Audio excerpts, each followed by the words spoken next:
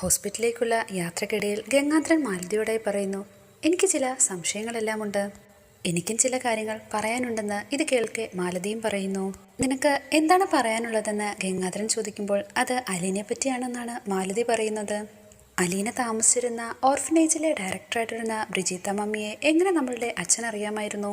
അലീനയുടെ സംസാരത്തിൽ നിന്ന് തന്നെ അവർ തമ്മിൽ മുമ്പ് പരിചയമുണ്ടെന്ന് വ്യക്തമല്ലേ?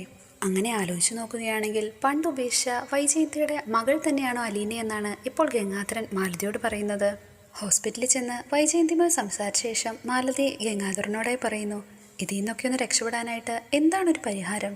നമുക്ക് വൈജയന്തിയോട് എല്ലാ കാര്യങ്ങളും തുറന്നു പറഞ്ഞാലോ? അവളെ സംബന്ധിക്കുന്ന എല്ലാ ഭൂതകാലവും ബാലചന്ദ്രനെ അറിഞ്ഞു എന്നുള്ളത്. ബാലചന്ദ്രനെ കണ്ട ശേഷം ഗംഗാധരൻ മേനോൻ നേരെ ഡോക്ടറെ കാണുകയാണ്. ബന്ധുക്കൾ ആരും തന്നെ, പ്രത്യേകിച്ച് തന്റെ ഭാര്യ കൂടെ എത്തി ബാലചന്ദ്രനെ ബുദ്ധിമുട്ടിക്കരുതെന്ന് ഡോക്ടർ പ്രത്യേകം ഒന്ന് പറയണം. ഡോക്ടർ ബാലചന്ദ്രന്റെ വിവരങ്ങൾ ഇപ്പോൾ ഗംഗാധരനോടായി പറയുന്നുണ്ട്. 3 ബ്ലോക്ക് ഉണ്ടായിരുന്നു, 2 ആൻജിയോപ്ലാസ്റ്റ് ചെയ്തു. പക്ഷേ ഒരു സ്റ്റെന്റും കൂടെ ഇടാനായിട്ടുള്ള ആരോഗ്യസ്ഥിതി പേഷ്യന്റിനില്ല.